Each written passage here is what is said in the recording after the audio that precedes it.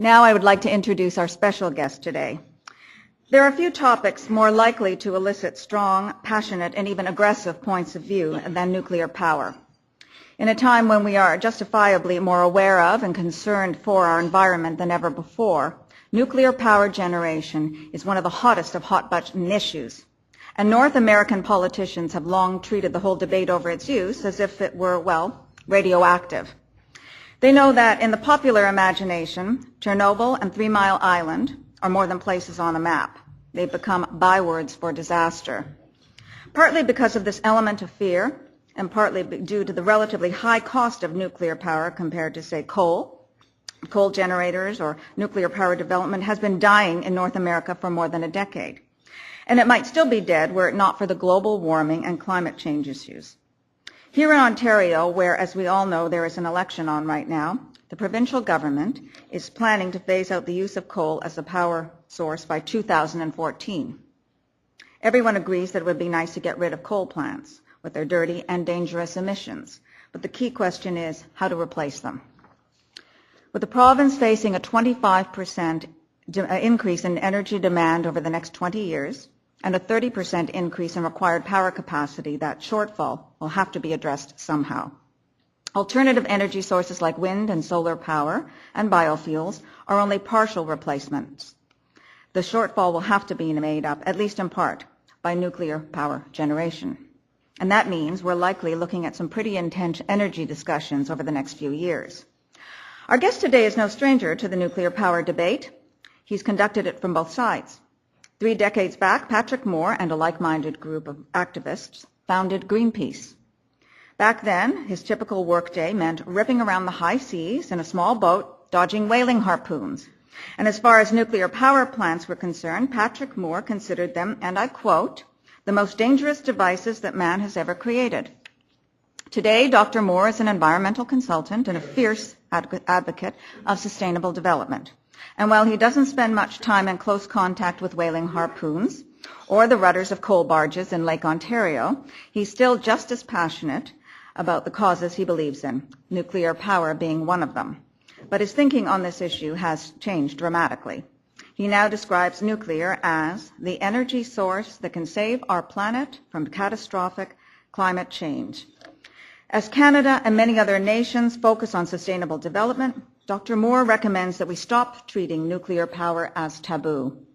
No doubt this isn't getting him many invites to Greenpeace barbecues anymore. Today, Dr. Moore is here to talk about what brought his dramatic conversion in thinking about nuclear power and to discuss its future as a sustainable energy source. He'll take our questions in a few minutes. So as you get your question cards ready, ladies and gentlemen, please join me in welcoming our guest speaker, the Chair and Chief Scientist of Greenspirit Strategies, Dr. Patrick Moore.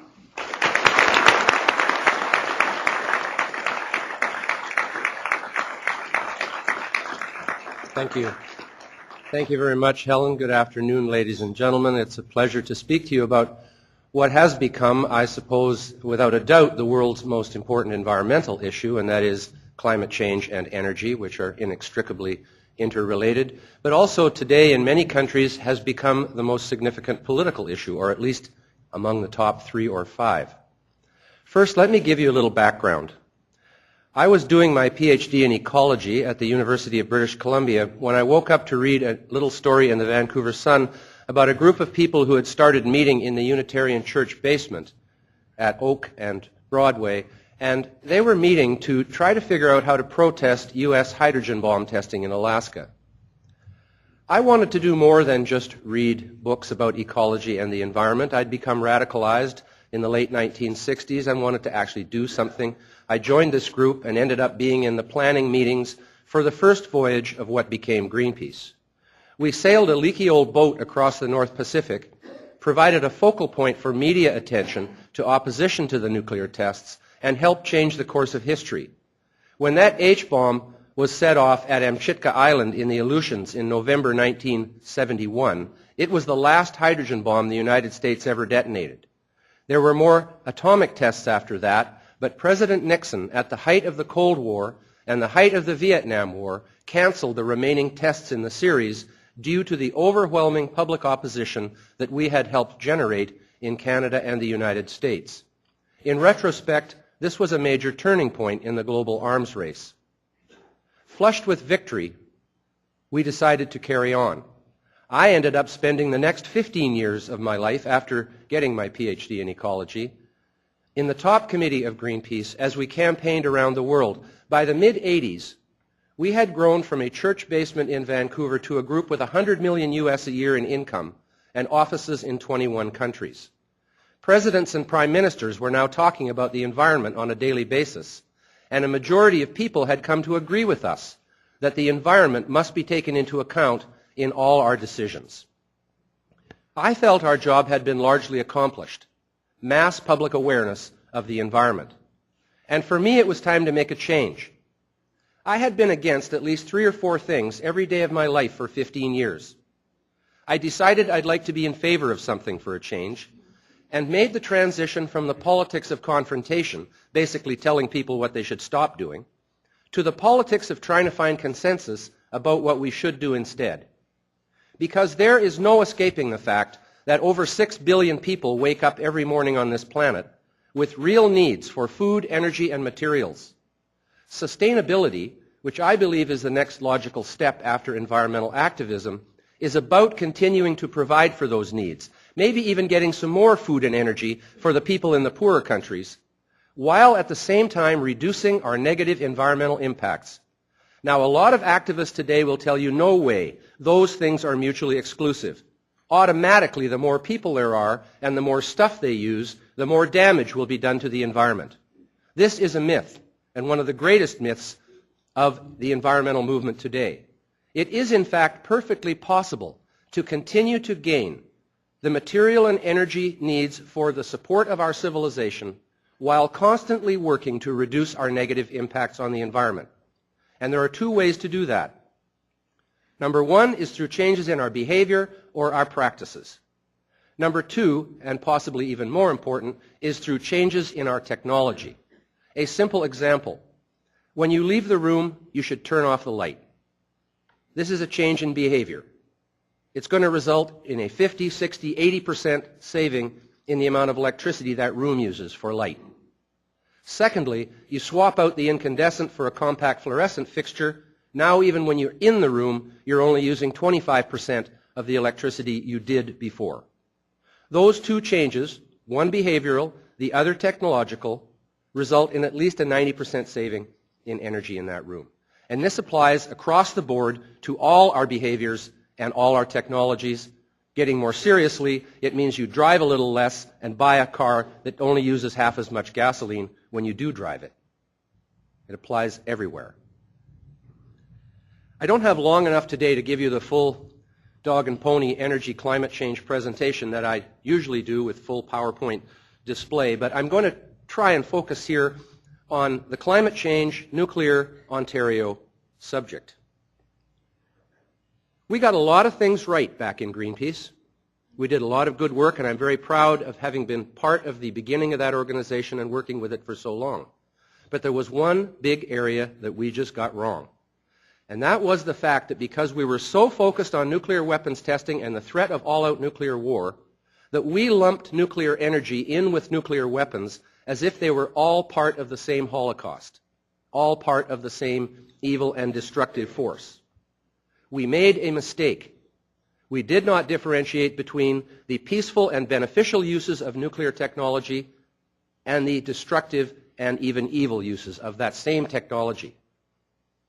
Think of nuclear medicine. Who wants to ban that? Millions of people are successfully diagnosed and treated with radioactive isotopes, many of which are created in nuclear reactors. Then why would we on Earth ban nuclear energy when it is among the safest technologies we have in this world and produces large amounts of electricity reliably with no air pollution or greenhouse gas emissions in the electricity production side? That is the question I had to come to ask myself when I started thinking in the mid-90s about the subject of climate change and how we could move away from fossil fuels. Fossil fuels amount to 85% of all the energy used by our civilization worldwide today. Canada and the United States more or less reflect that same percentage. That's a lot of eggs in one fuel basket. How can we reduce that? That becomes the question. Well, why should we reduce fossil fuel consumption? There's more than one reason. Climate change, of course, is at the top of the list these days. Now, I am actually not a climate change alarmist. I have had the word catastrophe put in a quote of mine by the Washington Post when I didn't really want to say that, because I don't use the word catastrophe or disaster or chaos to describe the present trend in climate. Again, there's not enough time here to deal with the subject exhaustively, but even if we are part of what is happening to the climate in terms of global warming, it's not as if all the natural factors that have been operating to change the climate over the last many billions of years have suddenly disappeared and that we are the only agent of change. We may be part of it. Even if we are, the projections for how warm the climate will become are well within historical natural boundaries. A 2 to 5 degrees Celsius rise in global temperature would not actually put us into what have been the greenhouse ages for hundreds of millions of years over the Earth's history, when there was no ice at either pole and all the land was either tropical or subtropical. Life flourished through those ages, and all the species that exist on Earth today and or their progenitors must all have survived through those periods, otherwise they wouldn't be here now. But climate change and the potential negative risks are real. It's sort of like buying an insurance policy for your house. How many of you think your house is going to burn down anytime soon? But we all have fire insurance. Climate change is a very similar concept. We cannot prove what's going to happen to the climate in the future. But there are risks. So we should take out an insurance policy. The best insurance policy against negative impacts of increasing CO2 in the atmosphere from burning fossil fuels is to reduce the amount of CO2 we're putting there in the first place. That means reducing fossil fuel consumption. That's the number one reason for doing it. Number two is air pollution. People are dying from the exhaust from burning fossil fuels in transportation and energy production. Many thousands of people are dying, and many millions of people are negatively affected. It is, in fact, the biggest public health problem from any technology, the burning of fossil fuels for transportation and energy. That's a good reason to reduce fossil fuels too. Third, we are burning 300 million years worth of fossil fuel production in a few centuries. This is hardly a model of conservation. Future generations might like to have some fossil fuels for themselves. Fourth, there are higher and better uses for fossil fuels than just burning them off into the atmosphere, especially when there are alternative technologies. Higher and better uses such as making durable plastics that can be recycled, feedstock for industry, chemical feedstock, making fertilizers. And fifth, and certainly not least, is the geopolitical considerations, which don't apply so much in Canada because we have an abundance of fossil fuels and energy resources in general. But go south of the border or to a lot of other parts of the world, and we would find the politics of the Middle East, for example, to be considerably different if it wasn't for this absolute reliance on the substance oil which comes from there. Those are 5 good reasons to reduce our fossil fuel consumption. How can we do that? A lot of people will tell you that we have to build a whole bunch more windmills and put a whole bunch of solar panels on our roofs, and that would solve the problem. Wind and solar, unfortunately, are both forms of renewable energy that are unreliable and intermittent in nature. It is not possible to provide base load power for the grid with wind and solar. Solar, in my estimation, is in fact out of the question. It's just simply too expensive. That's why Ontario has mandated the utilities to pay 42 cents a kilowatt hour for solar power from homes and office buildings. And still there's no rush for panels. Why? Because even at 42 cents, there is a loss. It is a net loss for people buying the panels. The solar people have replied by saying they want 85 cents a kilowatt hour to be mandated for solar power. That does not make any sense at all. It simply is not an option because it costs too much money. Maybe someday it will come down. Wind is less expensive.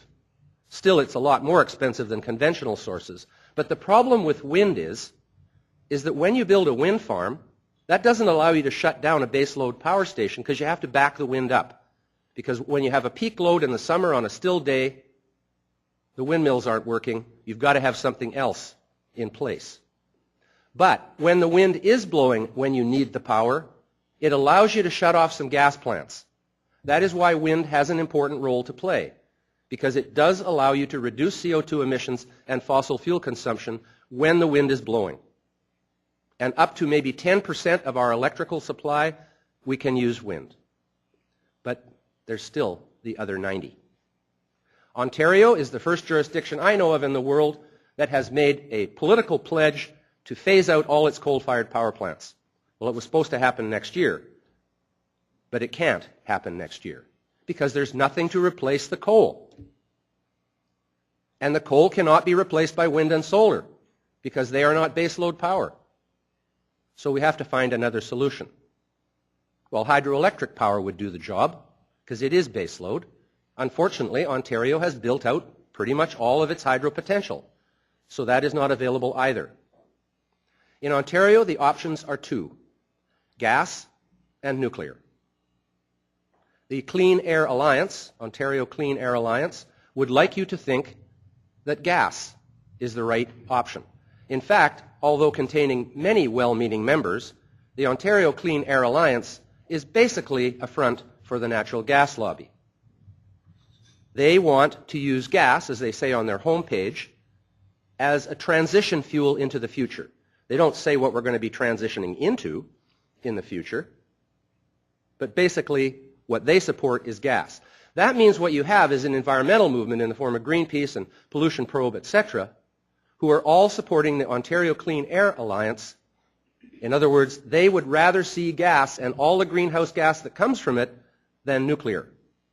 It's unfortunate that they have basically painted themselves into such a staunch anti-nuclear position that they would prefer to have a high CO2 emitting energy source that's going to double the electricity bills in this province because we're already using too much gas in North America. That's why we're starting to fight with the United States about where the big LNG plants are going to go between Nova Scotia and Maine, because we have to build LNG plants all around the perimeter of North America to satisfy the infrastructure that we've built over the last 20 years, mainly in natural gas-generated electricity. And now, natural gas is too expensive to use for baseload power, unless you're New York or California where they got a lot of money. But no one else can afford it anymore. And it is really the wrong decision for Ontario. Let me tell you what's going on a little bit around the world. The nuclear renaissance is a global phenomenon.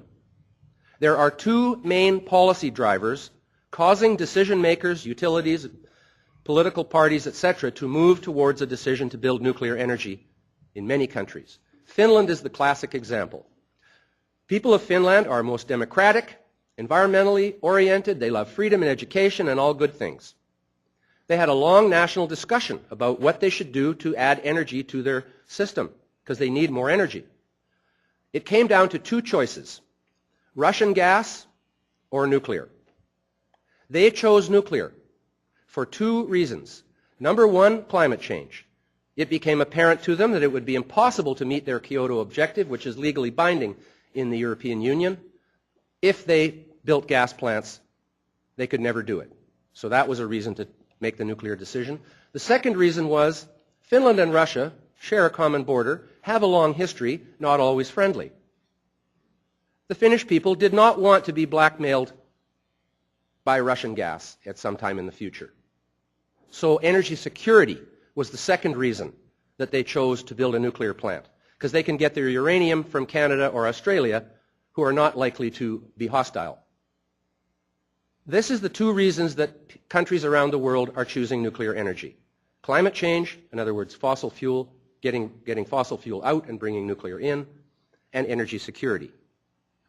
Sweden, another country that is pretty big on democracy and environment. The lowest CO2 per capita emissions of any country in Western Europe. Why? 50% nuclear, 50% hydro. No fossils in the mix. France, the second lowest CO2 per capita emitter in Europe. Why? 80% nuclear energy. Very little fossil fuel. Denmark, with all its windmills, so famous for that, is the highest per capita CO2 emitter of any country in Western Europe. Why? Because even though 18% of their energy is coming from wind, the other 82% is all fossil fuel. It's flat, so there's no hydro dams. They are anti-nuclear, so they don't have any nuclear power plants. Not many people realize that it is the energy mix that you choose that determines your CO2 emissions per capita to a large extent. Look at Canada. The average for Canada is 20 tons of CO2 per person per year, about the same as the United States. Quebec is 13, all hydro. British Columbia is 14, nearly all hydro. Ontario is 16, 50% nuclear, 30% hydro. Saskatchewan is 55. Alberta, 67. That's because it's all coal and gas.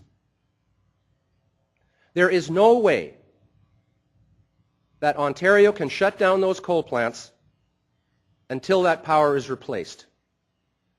There are only two ways to replace it: natural gas or nuclear.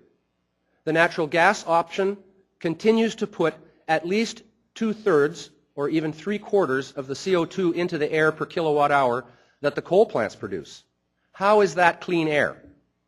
Or maybe CO2 is not being included in the cleanliness index here. Nuclear energy is the only one that can do it without putting CO2 into the air. Let me talk about the three key issues around nuclear energy that concern people. The first is safety. There has never been a member of the public injured by the nuclear energy industry in Canada, United States, France, Britain, or any other Western country. 3 Mile Island scared everybody. No one was injured. Even though it was a serious mechanical failure, the containment structure that the engineers designed to keep the radiation inside if there was a meltdown worked, and the radiation did not escape. Large follow-up health studies have been done on all the people who lived around that plant. There is no evidence of harm of any sort, and that was the only bad accident that has ever happened in the nuclear industry in North America. No nuclear worker has ever died of a radiation-related accident in the history of the U.S. or Canadian nuclear programs. It is safer to work in a nuclear plant in the United States than it is to work in real estate or financial services. This, according to the U.S. Bureau of Labor. This is a fact. A study of 54,000 nuclear workers in the U.S. shows they have 20% less cancer and 30% less illness overall than the average member of the public. You would think a little bit of radiation every day was actually good for you. There are some people who believe that, but we could go into that in question period. Anyways, nuclear reactors are one of the safest industries we have, and they are definitely the safest energy technology we have today in the world. Nuclear waste. Unfortunate that it's called waste, because actually the spent nuclear fuel or used nuclear fuel that is removed from the reactor core after a couple of years still has 90% of the potential energy in it. The fission products build up and begin to make the reactor inefficient. That's why the rods are taken out. Those fission products can be separated from the uranium and plutonium that remains in the rods through a process called reprocessing or nuclear fuel recycling. They've been doing it for 30 years in Britain and France and Russia, and Japan has just opened a huge new facility for the manufacturing and recycling of nuclear fuel. We are 30 years behind here in North America, largely because of decisions made way back when during the Cold War that do not apply the same way any longer today. The used nuclear fuel should be securely and safely stored and guarded until such time as the technology is in place to recycle it to recover the very valuable energy resource that it contains. It is a precious future energy resource, not just a waste. There's a bit of waste in it. The interesting thing is that when you recycle it, you then take the long-lived isotopes, uranium and plutonium, and use them as fuel. The waste products, the fission products as they're called, actually the longest lived ones are only about 30-year half-life, which means 300 years, and it's basically harmless. We can easily store something underground in containers for 300 years. So don't listen to people who say it's 250,000 years. That's the plutonium. we can burn that as fuel and turn it into fission products too. Nuclear weapons proliferation is a very serious issue. We don't want these materials to get in the wrong hands. But it is important to note, and this is the mistake we made back in the old days, is saying that basically nuclear reactors are the same as nuclear weapons. You don't need a nuclear reactor to make a nuclear weapon. There was no nuclear reactor involved in the Hiroshima bomb. That was the Nagasaki bomb. It was a plutonium bomb. The Hiroshima bomb was a uranium bomb. All you need to do to make a uranium bomb is have uranium and centrifuges. It used to be much harder when gaseous diffusion was the method of enriching uranium. But the centrifuge technology is much simpler and cheaper. And that is what Iran has, and that's why everybody is worried about them. It's not just because of nuclear power, it's because of centrifuge technology. So you do not need to have a nuclear reactor to make a nuclear weapon. As a matter of fact, it's easier to make one without a nuclear reactor. Secondly, and even more general, you don't ban the beneficial uses of a technology just because it can be used for evil. Otherwise, we would never have harnessed fire. What is a car bomb made with? Diesel oil, fertilizer, and an automobile. Are we going to ban those three things so that people can't make car bombs? What is the single largest weapon of mass destruction in the last 20 years in this world? The simple machete. Over 1 million dead in combat with big knives. And yet, the machete is the most important tool for farmers in the developing world, for millions of them. They clear their land with it, they plant their crops with it, they cut their firewood with it, and they harvest their crops with it at the end. Nobody's going to be banning machetes anytime soon. The issue of whether we use technology for good or evil cannot be blamed on the technology. There are many technologies that can be used for evil and destructive purposes, but they are in many cases can be used for beneficial and peaceful purposes, and we should continue to do so. Should I conclude shortly? That would be fine. I'm not very good at keeping track of time, and I'm very long-winded. I just give you one example to highlight the dilemma we're in here, and it will help maybe you in Ontario to understand which way to go forward. Take France and Germany, side by side, sharing a common border, long history together. They know each other well, in good times and bad. In France, 80% of the electricity is being produced with nuclear power. They are building a new nuclear power plant right now. They are the only country in Western Europe with a surplus of electricity for export to other countries. Their energy policy is in line with climate change policy because their nuclear reactors are not producing CO2 or air pollution, and they have the second lowest CO2 emissions per capita in all of Europe. Right next door in Germany, under Chancellor Schroeder and the Social Democrats, a decision was taken to phase out all 27 nuclear power plants in Germany by 2020. At the same time, the new Chancellor Merkel has announced that Germany will reduce its greenhouse gas emissions by 20% by the year 2020. These two policies are mutually exclusive, they are logically inconsistent, and cannot be accomplished simultaneously in any real world. Meanwhile, Germany is importing $3 billion worth of nuclear energy from France every year.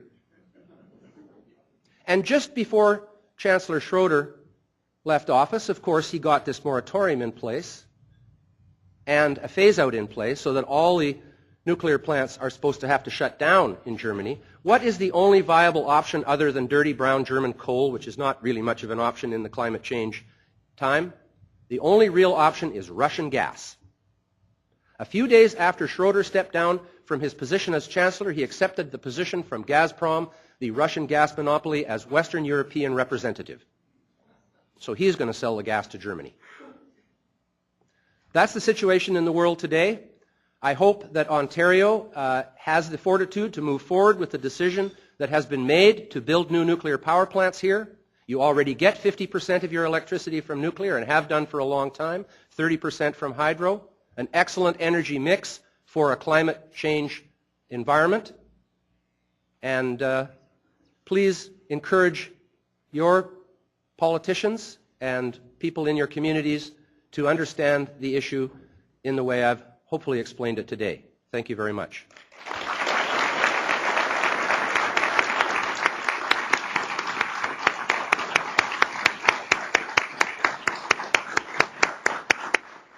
Thank you.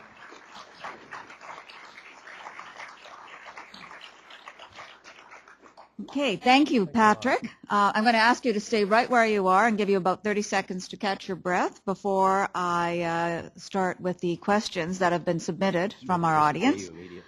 That's okay, you're back now. And our first question of several. Governments need to get reelected. Supporting nuclear power right now is problematic. If nuclear is the answer, how do we get them to support it? Well, the good news is that a majority of people in Ontario do support nuclear energy. This unfortunately isn't true in my home province of British Columbia. But you have more allies all the time. Alberta is actually moving forward with a proposal to build twin CANDU nuclear reactors at Whitecourt, and the population is very supportive. It's really interesting. I've been to Alberta in the community where this proposal is moving forward. They are just totally gung-ho, and they're not all caught up in the anti-nuclear rhetoric. Whereas if you proposed a nuclear plant in BC or Saskatchewan on either side, you'd probably have a revolution, at least at the beginning. Thankfully, you already have such a strong foothold in nuclear energy here. Most people in Ontario are familiar with the subject and know that the nuclear plants aren't hurting anybody. As a matter of fact, in polls, it is generally the case that the closer you get to a nuclear plant, the higher the public support for nuclear energy is, because they've lived with them for years and know they're not causing damage. There's another saying, the closer you get to a nuclear plant, the better the schools and roads are. That's because they are giant wealth-creating machines. And the people who work in them, 800 people in an average plant, are making 40% more than the average wage in communities. So they're contributing economically to the local environment. I think Ontario is ready for nuclear power. I think that the vociferous opposition is a very small minority these days. I don't think you're going to see people marching by the tens of thousands or parachuting into the construction zones like we did back in the good old days. I'm actually quite sorry that we did that, because we did parachute into Darlington, and we did stop that thing about 4 times or whatever it was and made it cost way more than it should have. And now they say that nuclear energy is too expensive, and it's really because of what we did. Nuclear energy is not too expensive. It is actually very cost effective, especially once you get it built. It then runs at a very reasonable price, and it is definitely the best choice, especially when you consider that the only alternative is natural gas. Thank you. Our next question. If we move to nuclear energy, what will be the bottom line impact on global climate change?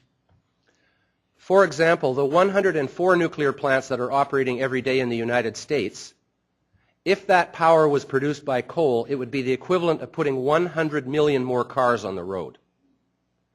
We use a lot of energy, and energy is the second largest emitter of CO2 in the world after transportation. But here's a logical scenario, a likely scenario with technology that already exists. We build more nuclear. We replace the coal-fired power plants, and then build even more nuclear. Why? Because then we can run ground source heat pumps or geothermal technology in all our buildings, and out goes the gas. The natural gas industry isn't too keen on ground source heat pump technology because it's one-on-one, head-to-head. You put a ground source heat pump in your house, you get rid of the natural gas furnace, you get rid of the natural gas hot water heater, and you get rid of the conventional air conditioner with one unit. It's more expensive as a capital cost, in the same way that nuclear is more expensive than gas as a capital cost, but it's far less expensive on an operational basis. So there we have taken natural gas out of our homes and other buildings, in other words, out of our infrastructure. The second thing we do with the nuclear plants, where we don't really have to build more of them, because they run all night. And as a matter of fact, it's a problem to keep enough load on the grid, because it's not good to have no load and be running these big plants. The load should be all our cars. The plug-in hybrid is coming. The lithium-ion battery has been perfected, and the faster they roll that stuff out, the better. But it doesn't make sense to charge your cars on coal power. It does make sense to charge your cars on nuclear, wind, and hydro, because then there is no CO2 and no fossil fuel involved. So think of replacing our private transportation fleet with batteries charged with clean energy, changing our furnaces and hot water heaters into ground source heat pumps run on clean energy, And replacing the coal-fired power plants and hopefully some of the gas plants, the baseload ones at least, gas is great for peaking, with clean energy, and you have made a huge difference. We could meet Kyoto 6 times over if we simply embarked on that path. It wouldn't be that difficult, and it would be good for the economy. It would be good for the economy to retrofit millions of homes with geothermal. It would be good for the economy to build nuclear power plants, and good for the economy and the environment to have our private cars running on batteries charged with clean electricity. The heavy transport, trucks, planes, and trains in the future can run on the biofuel. That kind of cuts fossils out altogether, doesn't it? So why don't we go down that path? That would be my advice to anybody who's willing to listen. Because it's all available. Now a question from one of our students. Nuclear power or not, how much of the damage we've done to the Earth can we reverse? Well, actually we are reversing some of the damage we've done to the Earth already. It is no longer acceptable in the mining industry, for example, to just leave a big hole in the ground and a bunch of waste rock spewing acid into the environment. And in many cases, we are cleaning up legacies that have been left from the past. Learning to be better gardeners of the earth is sort of what it's all about. We have to use the resources. We have to use the timber, and we have to use the energy, and we have to use the minerals in order to build our cities and feed ourselves. But we can do it in a more environmentally acceptable way. Learning to do our agriculture in the context of biodiversity. Learning to do our forestry in a sustainable way. There's so much talk about forestry being bad for the environment, it does drive me nuts. As a matter of fact, it's good to manage our forests because we should be growing more trees and using more wood. There's a whole bunch of areas where the mainstream movement has got it wrong, and that is certainly one of them. They're basically saying use less wood. It's the most abundant renewable material and energy resource in the world. If you don't use wood, you have to use steel, concrete, plastic, or fossil fuel to make things. So why wouldn't we use wood if we can do it sustainably? I just don't get it. Agriculture is another big area that we really need to focus on, because agriculture is actually our main impact on the environment. About 1/3 of the world's original forests have been cleared to grow monoculture crops to feed us. We need to do it. But wouldn't it be a good idea if we could learn to make those fields more productive so they produce more food per hectare and we didn't need to clear away as much forest?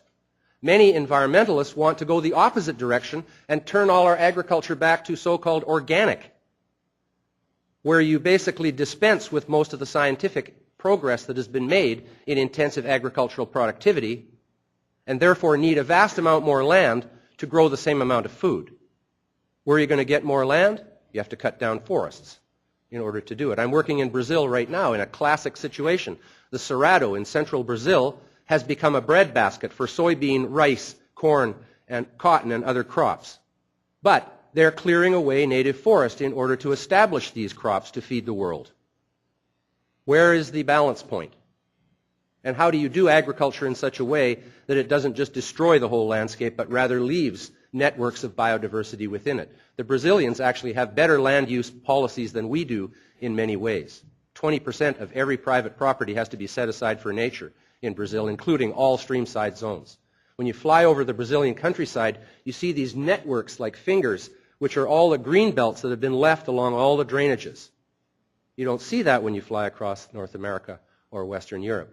And whereas we get through the media that the place is burning and all being destroyed and the Amazon's nearly gone, it's actually a beautiful country and they have very good laws and preservation regimes down there. But they also have to grow food to feed themselves. That's a very difficult question. I personally think that sustainability and the concept of sustainable development is going to take us a long way towards, as I said in the beginning, still getting what we need to survive, yet at the same time constantly working to reduce our negative impacts through changes in behavior and technology. I think that is the way to go. And hopefully, as the UN predicts, human population will level off somewhere around 9 billion in the middle of this century, and then will gradually begin to go down. Why? Because more and more countries are becoming urbanized. 300 million Chinese people are going to move into cities in the next 10 years off the land. When people move into cities, in particular the women become educated and empowered instead of being barefoot and pregnant all their lives. They have smaller families because in the country children are an asset for labor. In the city children are a liability because they're an expense. And so just like in Canada and Western Europe and the United States and all the other highly developed countries, families get smaller and our population is actually shrinking if it wasn't for immigration. And the whole world needs to become like that, and I believe it is going to. And thinkers like Stuart Brand, the founder of the Whole Earth Catalog, was once into the total back to the land mode like I was back then, now actually is saying that he believes cities are good because they get people off the land where they cause a huge amount of environmental destruction if they're spread over the whole place, and they put them in a smaller, more compact location where they get better educated and where they have smaller families. So that's a positive thing for the future. The other positive thing that's going on, poverty is actually the worst environmental problem in the world. If you don't think poor people can cause environmental damage, go to Guatemala or Bangladesh or Kenya, where people, all they have is a machete. 5 million people with machetes can damage the environment quite a bit, especially when they don't have enough money to reforest it after they've cut all the stuff down, especially when they don't have enough money to clean the water after they've made it dirty like we do. So we actually have quite a good environment here in Canada compared to what you see in a lot of countries where people are very poor because they just don't have the resources to look after their environment. And hopefully the trend today is for people to become wealthier. The United Nations says that by the end of this century, most people in the world will actually be at our standard of living. Then again, there's the doomsday thinkers who say within 50 years we're all going to be dead from climate change and Lord knows what else. I mean, I can't predict the future. But I do have a more positive outlook than the catastrophists. I really do think we're capable of doing good things and of learning from our mistakes and of moving forward with behavioral and technological changes that reduce our impact and help heal the earth. Thank you very much. That's all the time we have for questions today, so I'll ask for a round of applause for Dr. Moore. Thank you. Thanks very much.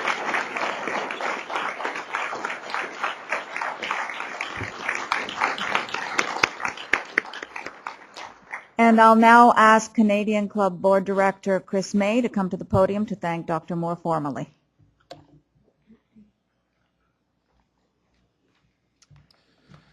Dr. Moore, in listening to your remarks today, I'm reminded of a quote by the eminent physicist Albert Einstein. Talking about problem solving, Dr. Einstein said, and I quote, "Problems cannot be solved by the same level of thinking that created them." Our current energy supply problem is one that challenges not just Ontario, but Canada and also the world. And it's clear that finding a solution or solutions to this problem will require some very creative thinking. Dr. Moore, you have illustrated today that as part of this process, we'd be wise to examine some of our preoccupations about nuclear power. This re-examination of nuclear energy and energy in general may challenge us to use our imaginations more than ever before, to think our way forward in terms of long-term, sustainable energy supplies. Albert Einstein once said that imagination is more important than knowledge. It is the key to discovery. But imagination isn't enough. When we discover something new, shedding preconceptions and acting on these discoveries often takes courage and often meets with opposition. One thing is clear. When it comes to energy, the future cannot be guaranteed by our present power sources. That's just a fact. What isn't clear yet is the best way forward. Some came here today believing that nuclear power is an environmentally sustainable option that makes good sense. Others came believing that nuclear power is simply still too dangerous and expensive to dabble with. However we feel about the issue of nuclear power right now, I want to thank Dr. Moore for sharing his time and knowledge on this challenging subject. He has given us a lot to think about. So for that, and for your passion on this issue, and on behalf of the Canadian Club, I want to thank him for being with us today. Thank you.